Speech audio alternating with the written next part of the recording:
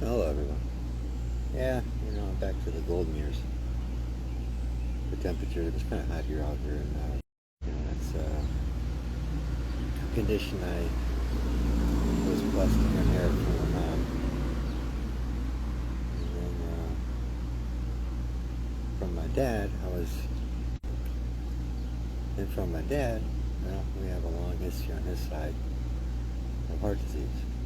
All the Johnsons, going back many generations before him, all seem to have heart attacks at 40.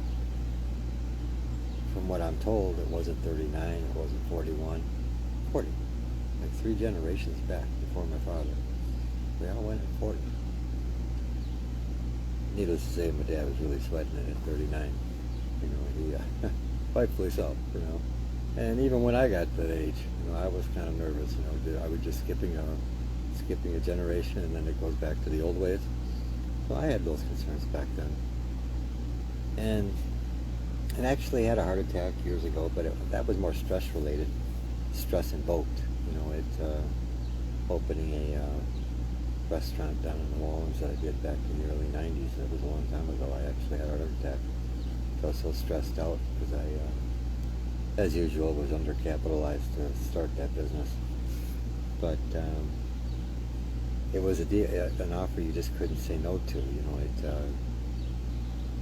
I got this building from Al Copeland back at that time, who was the founder of Popeye's Chicken. I'm sure most, if not all of you know, have heard of Popeye's Chicken. He owned that building, and he gave me a great deal on it. But I had 90 days to get it reopened, and because it was previously a restaurant, nightclub kind of combo. It was kind of like an old Mountain Jack's, where one side had seating for 300 in the dining room, and then the other side had seating for about 100 in the lounge area. And it had a stage, and we had some pretty good talent come in there on weekends. And then Al Copeland, he would come in usually once a week on the weekends. He did his bar hopping. He was quite the playboy down there. Pretty much his whole life he had that kind of reputation. And that was always a great night because he had the groupies and all the people that seemed to follow him around town. Everybody wanted to talk to Al. Al, he was actually unofficially, I think, more powerful than the governor. I mean, that's how well connected he was in the state of Louisiana. And many of you probably don't even know this, but he actually had another franchise of upscale Cajun restaurants called Copeland's, and he had those strategically placed all throughout the country, and in places where politics came into play, and he was really a smart guy, considering. And get this, and I love Al Copeland. He passed away a few years back. I can't say he was a friend of mine. We just knew each other. We did business together, and then he would patronize my business. So I'm not going to boast about we were close friends or this, that, or another. It's just he gave me a great deal because he liked me, on the initial purchase of the property, and but other than that, sit down, go. Other than that, but he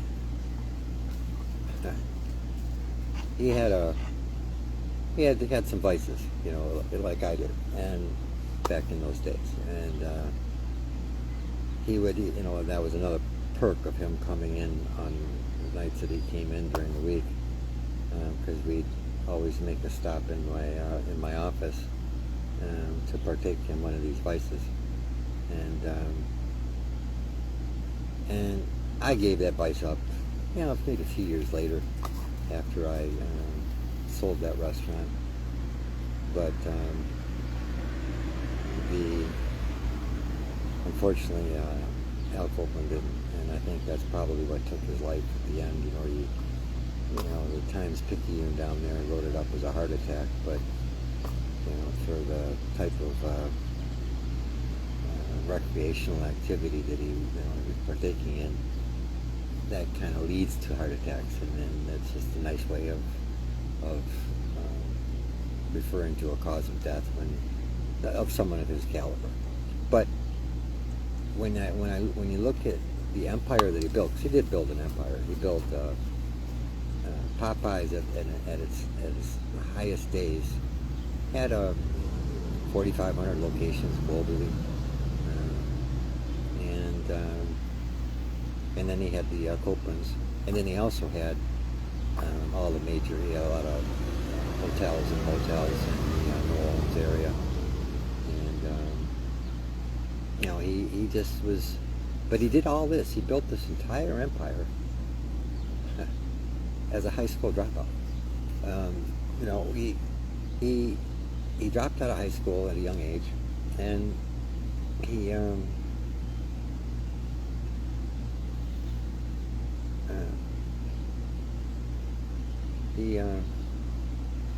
met his wife, his first wife. He had a few, but his first wife, they opened up the first restaurant. It was a chicken restaurant, and in the New Orleans area. I don't know, no idea where that first location was. And his wife, her mom had a batter recipe from her mom, so the great grandmother, and so Al's wife, and she had the batter recipe that became famous at Popeyes, and he was, a very cunning guy, very street smart, but like I said, he never finished high school, never went back to school after that. He took off running with that one chicken restaurant, and he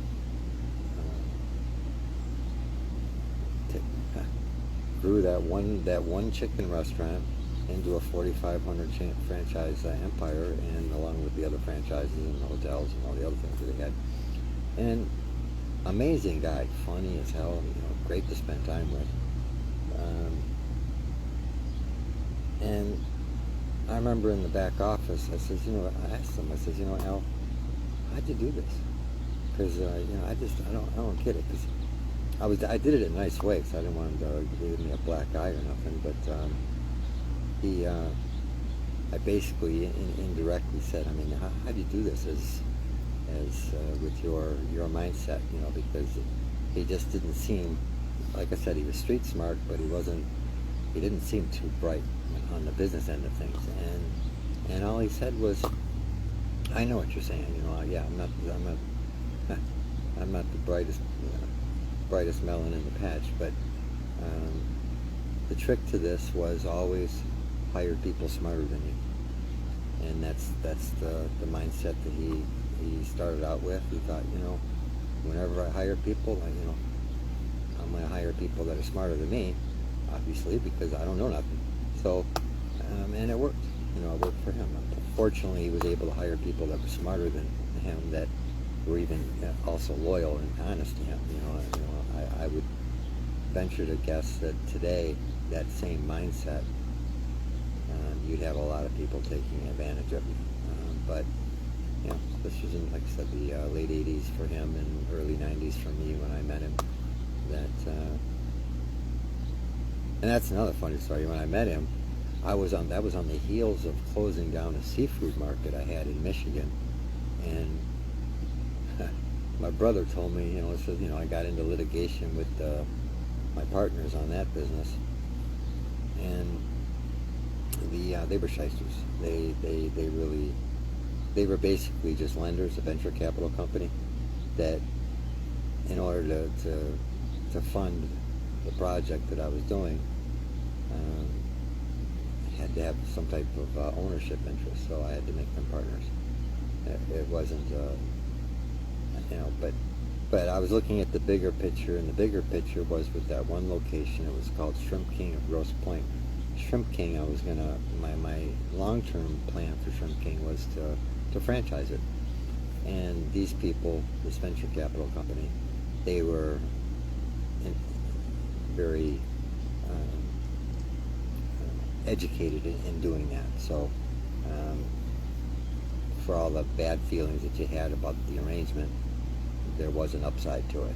They could help you, take that business further. But we ended up in litigation, and we ended up in court in Oakland County, and that ended up resulting in me closing down the first location I had. We were already looking for second and third locations. The first one was in Grosse Pointe Woods, and then we were already looking at a place in Birmingham and another one in West Bloomfield as our second and third location. So we were already in that phase, but somewhere in our dialogue of discussing that expansion, we were just bumping heads, and it just made better sense to sever our relationship then, and they weren't happy with that. So that's how we went to court. But so my brother, he says to me, "Well, Doug, you got all that seafood equipment. Just come on down here and open up one down here. I'll work with you on it." So I load up. I had to hire, because I had to do this in the middle of the night. I had to hire some off-duty Detroit police officers, because I knew I was going to have problems. I knew that if I get a bunch of moving trucks to that location to empty it out, that the venture capital company, they lived in that area, and they were very well connected in that city. Actually, the wife of the president of the venture capital company was a realtor, and I was basically I didn't have a choice in my first location. The wife found the location through her real estate sources, and that's where they wanted me to open up. And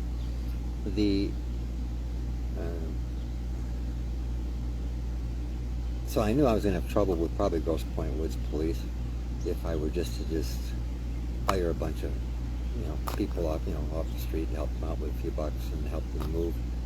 That wouldn't have worked out that way.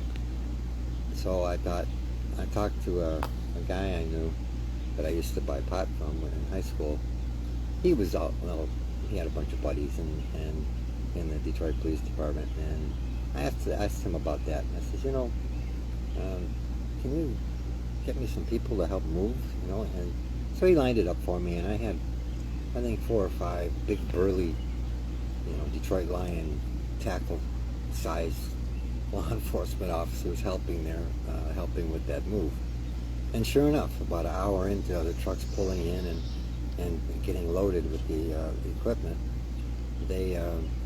Grosse Pointe Wood PD shows up, and I'm sure that when they arrived, they had a plan already in place. But then when the Detroit police officers started flipping their badges, it kind of put a kink in their plans, and they ended up driving away. So it was a good thing I had that help, that type of help, because otherwise my rights would have got violated, just because of what would have happened if I didn't have the other law enforcement agency there on my behalf. But but I move all that stuff down to New Orleans, and I'm staying at my dad's house, while I was down there, and I literally have $400 in my pocket, and I'm at the bar at a Landmark Hotel, it was called, and there's only one other person at the bar, and he's a few seats down from me, and he buys me a drink, and so we start talking, and I told him where I was from and blah blah blah, and he didn't really tell me much about him, and he was more interested in about me and my background and what I was doing in New Orleans.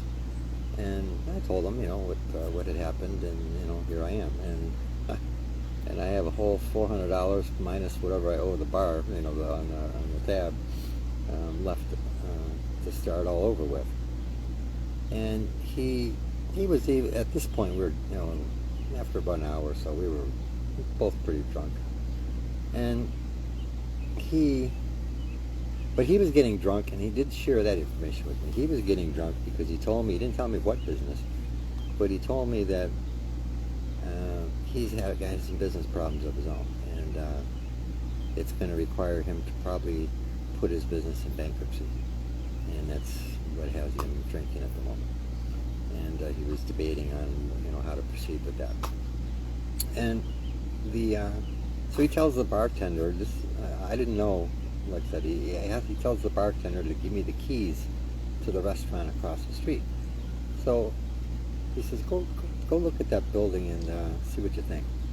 So I walk over there, and like I said, it's that 300 and 100 room capacity building, that really gorgeous. It had a circular driveway at the entrance for if you wanted to have valet parking or something, and had a big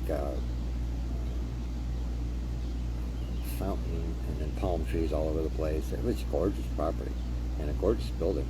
And the inside, when I got inside, it was newly remodeled. So everything was there, minus the kitchen equipment and the chairs and tables and stuff for the lounge and the dining areas. And it's obviously stage equipment and the bar, the actual stock. But everything else was there. It was all redone. So I'm thinking, man, this is a gorgeous building, and but man, I can't afford it. I can't do this. So I stagger back over to the Landmark, and I tell this guy, and I know, and I think I'm referring to him as Al, but I didn't know who Al was at the time. And I stagger back across the street, and I tell him, look, gorgeous building. I mean, it looks like it was just newly remodeled. He said, yeah, I just, I got rid of the people that were in there previously, and I did a lot of remodeling. But being that I'm in the situation I am with my other business, possibly ending up in bankruptcy, it would be in my best interest to unload this property. And so just put together an offer. I know what your financial situation is. Give me an offer, and I'll give it some consideration. So he gives me his card, and I, stagger and probably and drove my drunk ass home, and went to my father's house. And I got up the next morning, and my dad was still there. Asked me, what I was doing the night before, and I said, well, I told him what happened, and my dad, is like, well, I know the building you're talking about. It was called, before, when it was open, within the previous ownership, it was called the Seafood Steamery. I used to go there for lunch. A really nice place. It's kind of an upscale seafood joint. And so you were there, and you seen that building. I said, yeah. And some guy, he showed it to me, he gave me the keys. I, went over there and looked at it, but I can't afford that. I mean, it's almost all done, but the things that it's missing, not to mention permits and, government fees and, to open a new business, and, I figured just without, getting into specifics and, hard crunching, I just kind of figured you needed about $100,000 to get it open. Because just to stock the bar alone, that size bar, you needed at least $10,000 just to stock the bar. And and I told my dad, and then my dad said, well, do you know who owns that building? I says, yeah, he gave me his card. I says, well, that's Al Copeland, was my dad. And I says, well, that still means nothing to me. Who's it? Who's Al Copeland? He's the founder of Popeye's Chicken. I says, well, have you given any thought to what you're going to offer? I said, Dad, I'm still hungover from last night. I haven't even, I haven't done any due diligence on this. So I spent the day, at the parish offices, looking up tax records and looking at property values and what the tax liabilities are and previous ownerships, and just to get a little sense of history on the property. And then I talked to some other departments that, well, you really only needed to talk to one. It was Sheriff Harry Lee. I tell you, they don't call Louisiana the Big Easy for nothing. Sheriff Harry Lee, he is the guy. Obviously, he's the sheriff of Harry Lee is the sheriff of Metairie, which was, I think that was the county. I can't remember what, but our parish, Metairie Parish. I know it was Orleans Parish. Well, I don't know. It was a long time ago. But anyway, the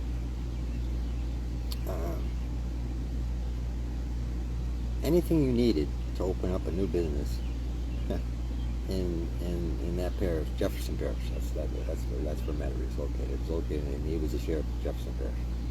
And anything you needed, whether it was something from the health that involved the health department, something that involved your liquor license, something that involved your business license, even your landscape permits to do changes to the exterior, but everything went through Harry Lee.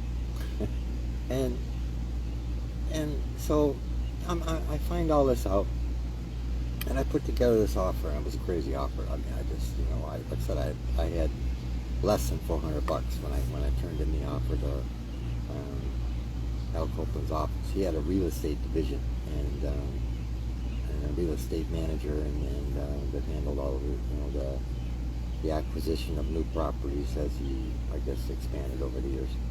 And so I turned in the proposal to him, and what I did is the property had a value of $1.5 million if you were to just buy it outright, and that would be the value of it. And I thought, obviously I don't have $1.5 million, or you're not going to parlay, unless of course you work for Congress, you're not going to parlay 300 and some change into 1.5. But somehow people in Washington are able to do that. But us regular folks, we can't do that. And so I'm putting together something that I think I can do. And what I did is I put together a lease purchase agreement offering him $750,000 on the property, and instead of the 1.5 that it's actually valued at. And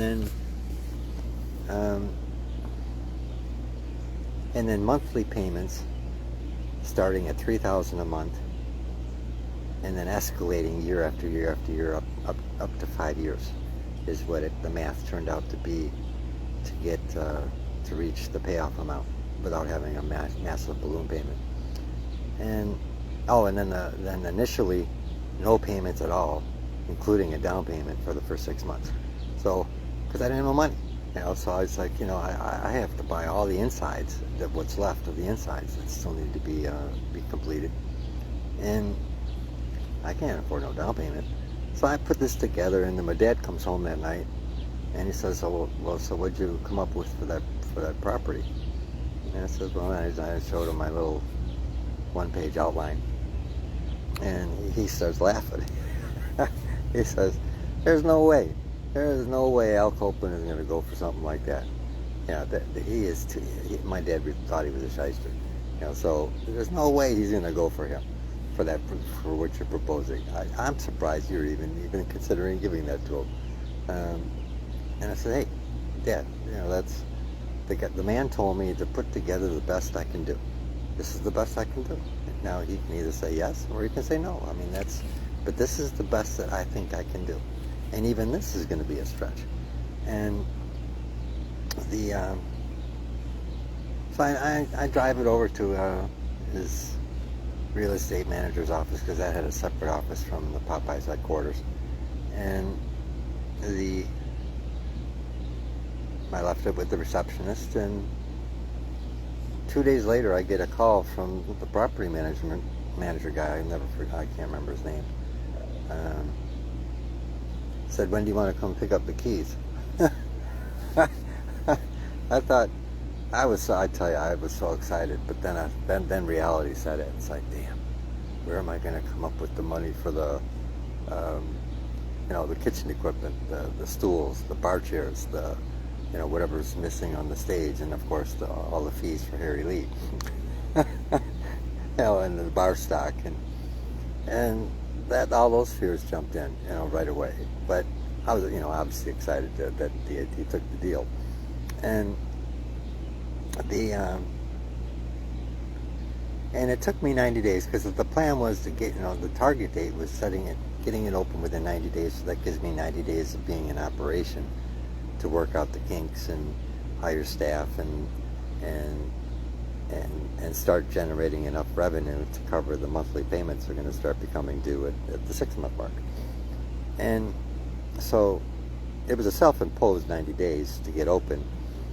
And I wasn't required to under any terms of the contract, but that created a lot of stress. But that was at the same time that Louisiana, when I took over the building, Louisiana was in the middle of a gubernatorial race, and it was a comical race to watch. I was new to Louisiana. I'd been there a few times visiting family, but he didn't really pay attention to the politics as you did, then, when I got that building.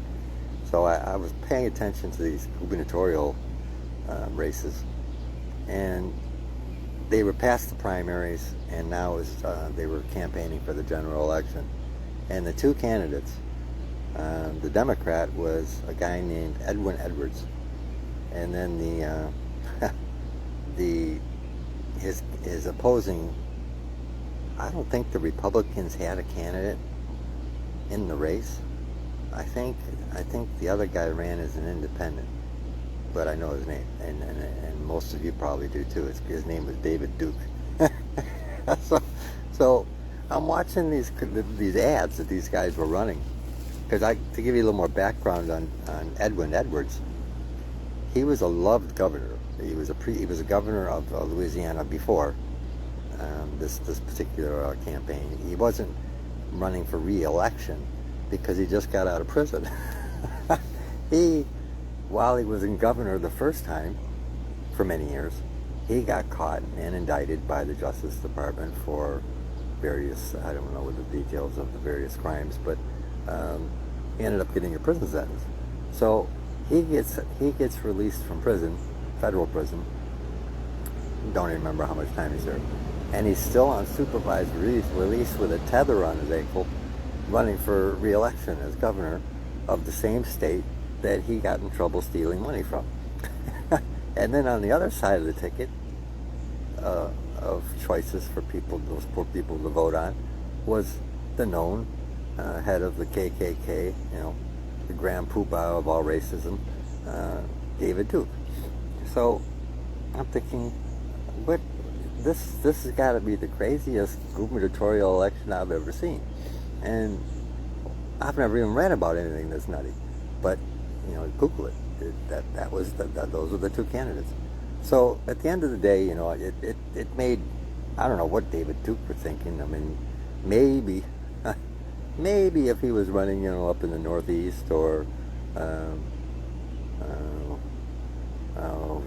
Iowa, Nebraska, maybe Utah, maybe he would have been a better candidate in those areas. But Louisiana, where it's predominantly black to begin with, and you're a known racist, what makes you think that you can win, any seat in any office, much less the governor? But he did. He tried. So election day came, and all the campaign commercials were comical too, because Governor Edwards is likable. He was a likable guy. His constituents in Louisiana, they loved him. He was a very charismatic guy. He was very generous. He was very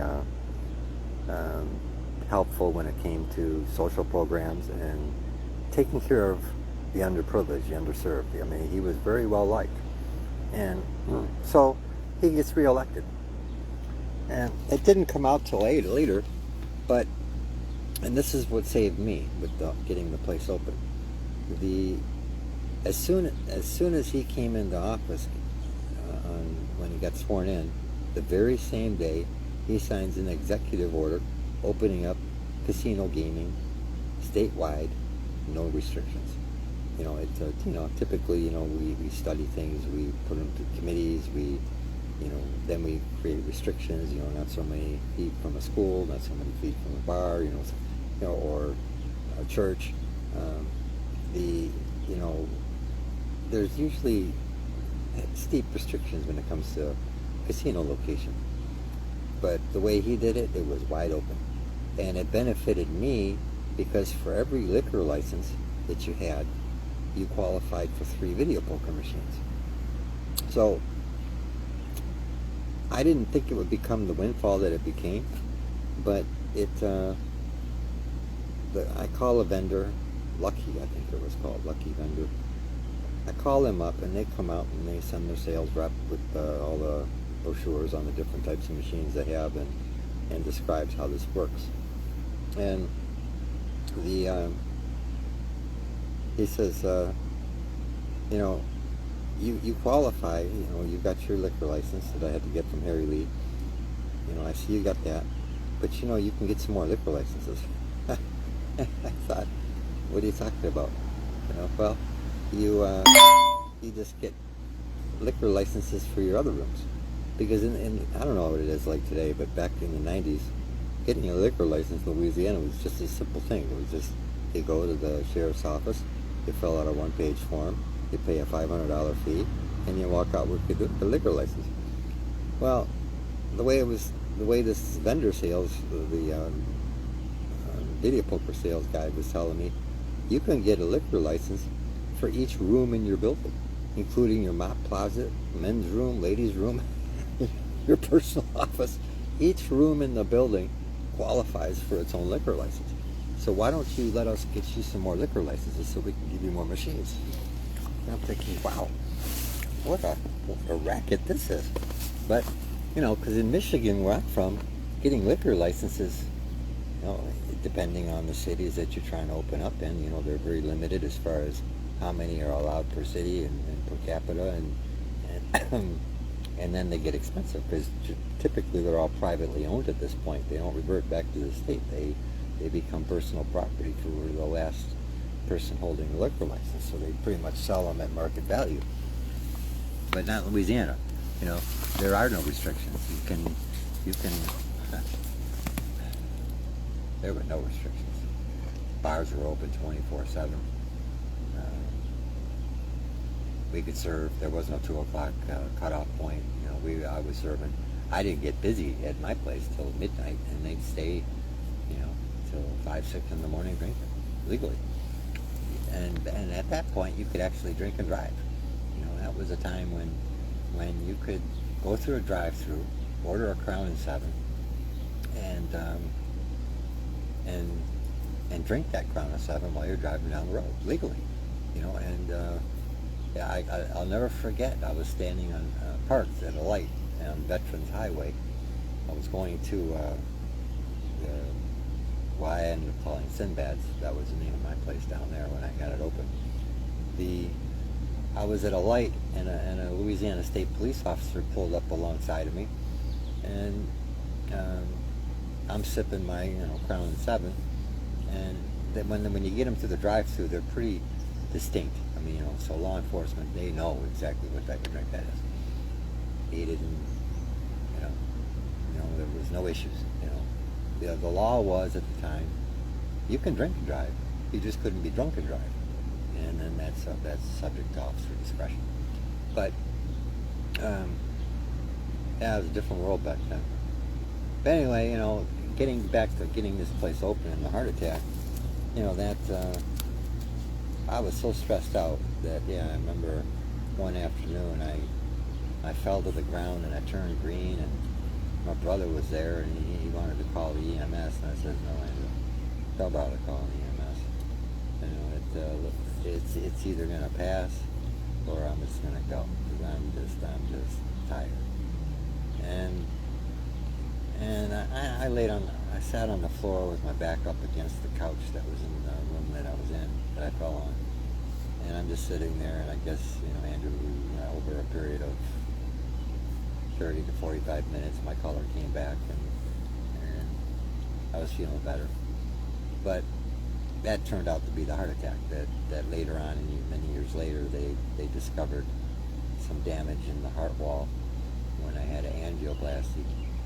And they, got questioning about, did you ever experience this?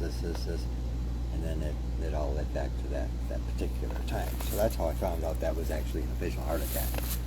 But that was painful. But but I think it was all just stress induced. I was so stressed out. But the video poker machines is what saved my ass. The company that obviously gave me the great idea about getting more liquor licenses so I could get more machines. They offered me what they called, for each machine, $1,000 of change money. So I ended up getting 3 liquor licenses. I had 9 machines, and that would have given me $9,000 in change money, that they call change money, because you're going to need a lot of singles to give out to people who want to break 20s or 50s, whatever, to play the video poker machines.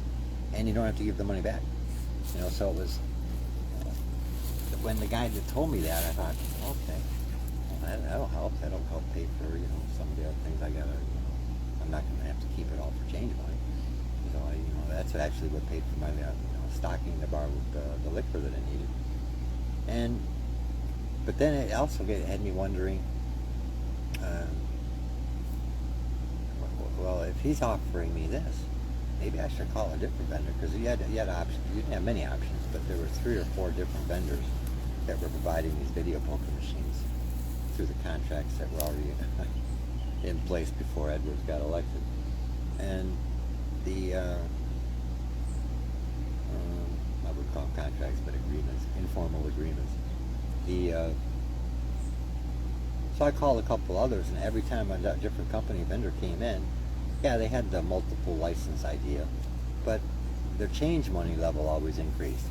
So I ended up on the 3rd one, I don't know, getting a lot of money. And change money it wasn't a loan, didn't have to be given back. It was part of the process. The big easy process. And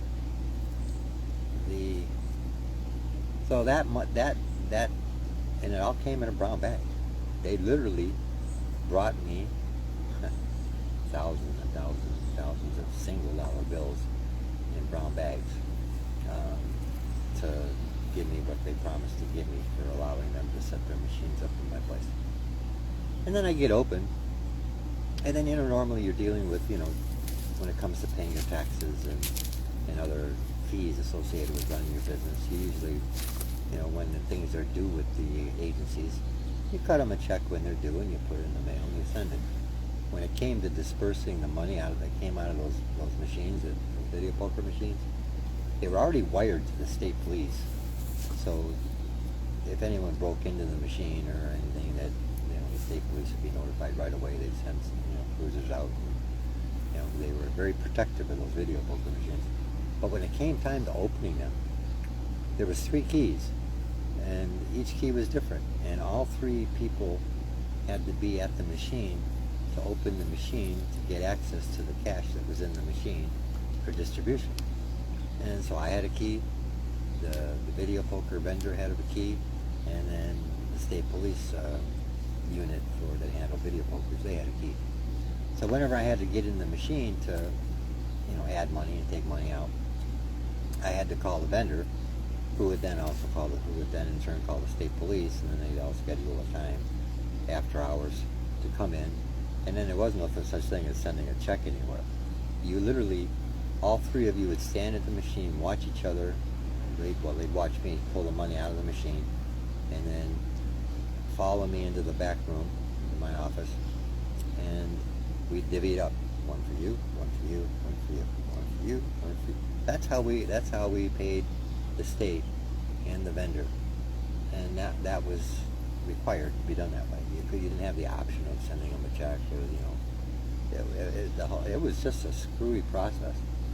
But and it didn't make sense politically it just seemed all shiesty. And it turned out to be shiesty.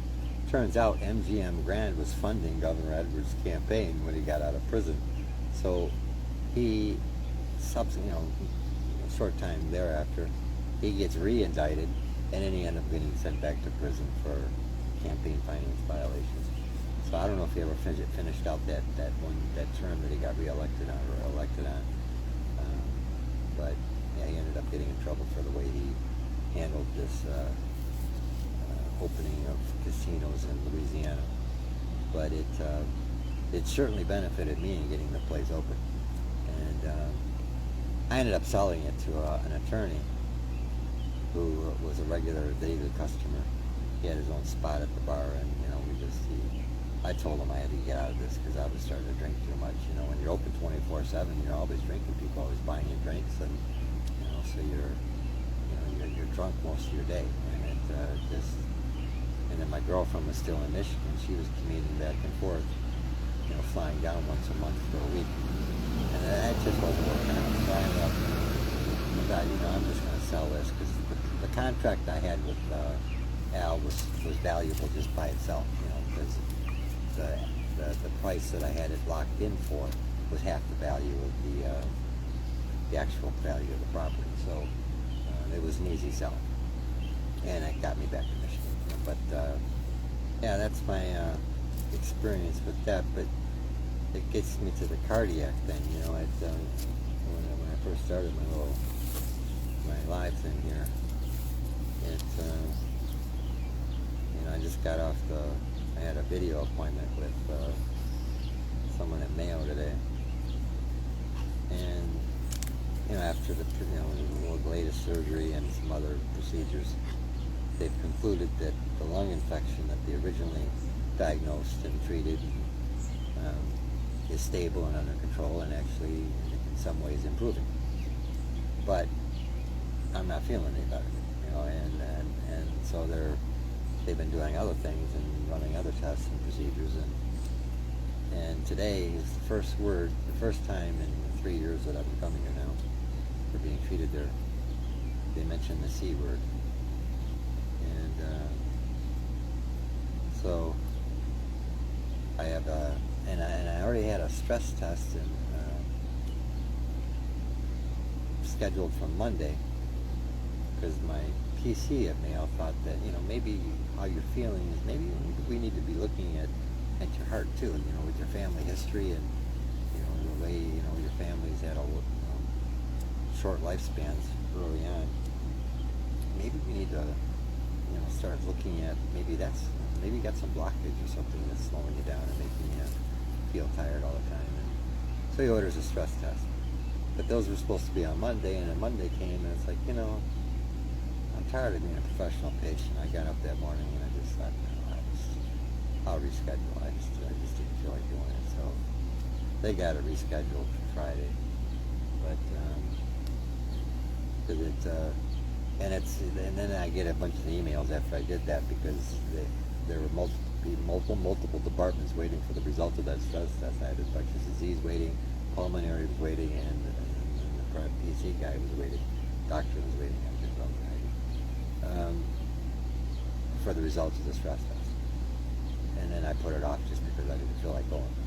And because I'm just tired of bad news. It's just, I feel like I think if I mentioned in an earlier video, I'm starting to feel, I remember the last time I walked out of Mayo, I mentioned something about feeling like a professional patient. That's what it feels like these days. I've got that, that Sea Eagle with my outboard motor, and then my dogs like going out on the lake, and it's already almost the end of July, and I still haven't had it out, and that's one of the few things that we really enjoy doing together, and I haven't been able to do because of medical appointments, and then not feeling good. So it's, and last year I never got it out at all. So last year I was so tied up in appointments, the thing just sat in storage all summer. I never took it out once last year. But it's but then I get off the Zoom meeting today, and she's like, well, yeah, I'm anxious to see what the results are of your stress test and where that goes. But I also think that we need to do a full body PET scan. I don't know, a lot of you guys might think I'm medically stupid because my late wife, she used to handle all this stuff for me. She worked in healthcare for forever and a day, and so she kind of took control over my medical care. When I was first diagnosed with MS, she kind of took over from that point on, and I kind of always relied on her. It's your wife, So all this stuff is new to me as far as dealing with it myself, and so she mentioned, we want to do. I'm ordering a full body PET scan, and I'm thinking, well, what's that for? Well, we might be missing something that this would give us other ways to view it in a different way. And I said, well, what are you thinking? Well, you could have there could be some cancers involved that's slowing you down. So, oh, great. That's the first time in all the years I've been coming here now that the C word actually came up. And it had me so nervous when I got off the Zoom call. I had to take some value. To think I just went through all this shit that I went through, and then I've got my dad's heart problems because he had stents, he had bypasses, single, double, triple, just to stay alive as long as he's stayed alive. And I'm probably getting at the age of where he started probably having the initial procedures, maybe a couple stents or whatever he had first. I don't remember how all that flowed for him, but I'm thinking, damn, I could find out on Friday that I might need a stent or two, and then when they do the PET scan, find out that there's something else that begins with the letter C that they're going to have to treat. And I'm thinking, what the hell? What the hell? How many conditions can one body have at the same time? MS, cancer, and heart disease. Huh. It's more enjoyable to think about Al Copa because he was a funny guy. He was always on the front of the Mardi Gras parades. Yeah, he was ahead. He was on the floats ahead of the governor. I mean, he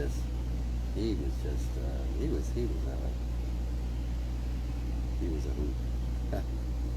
For using an old term. He was a hoot.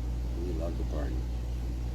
But he wouldn't give up that vice, and at his age, you can't play with that stuff. When you get our age, you got to give that.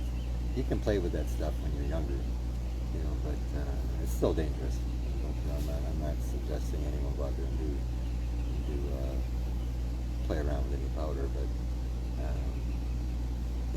it's risky even at any age. But if you're going to play with it, those would be the years that you have a better chance of safely playing with it than if you get to my age and you have other health issues. That'd be like seeing to me if I were to partake in that today. That would be my quick demise. But I'm surprised Al didn't get that. I thought that he would have given that up a long time ago. Apparently didn't. But oh man, also we gotta go get the kids and pick up their Nuco food and the freshly cut topper.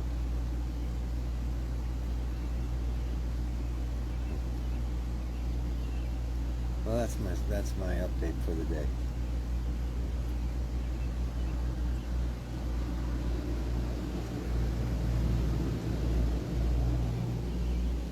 I sure hope you guys are having much better golden years, or your future golden years are much better than mine, because mine suck.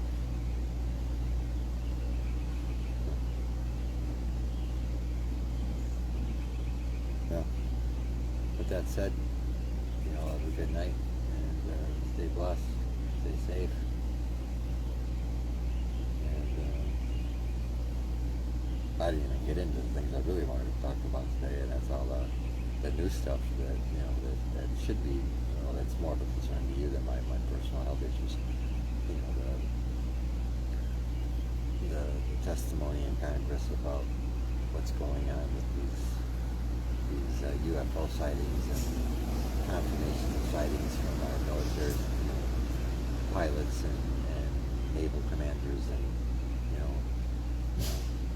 and then McDonald had a speech today that in the middle of a sentence he just stops talking and just stares straight out.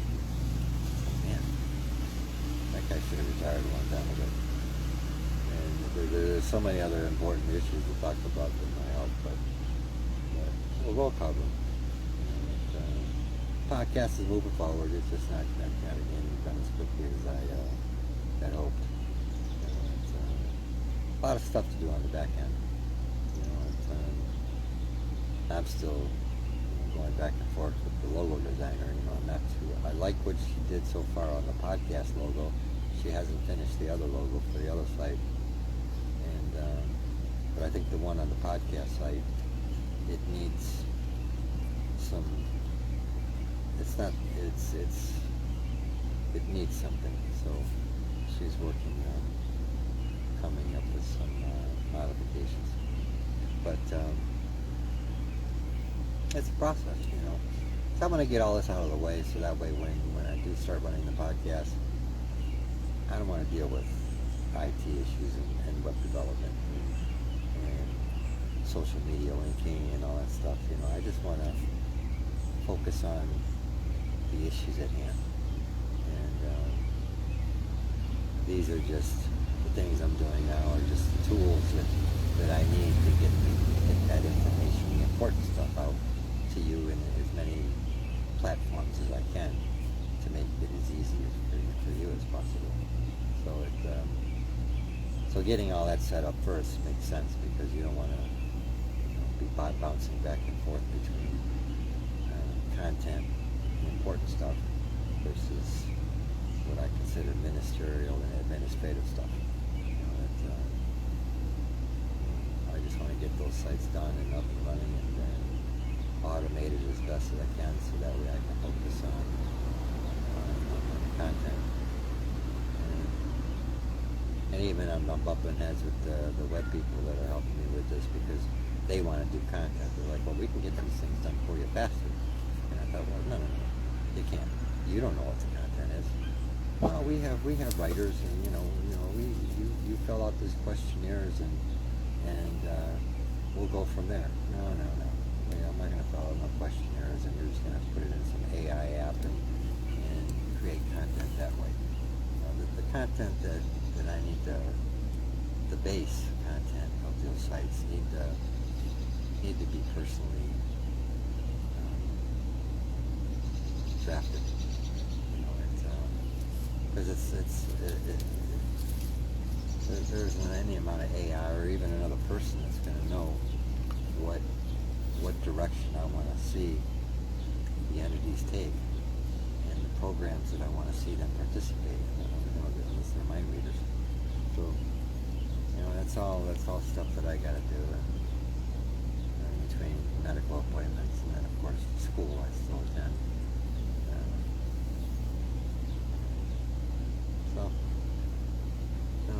And then these guys, my kids, they take up a lot of time. But that's the fun time. I don't let them a day. Spending time with them.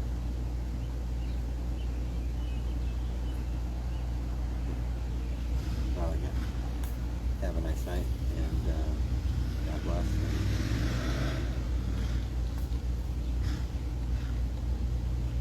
Be the best non-conformist you can be.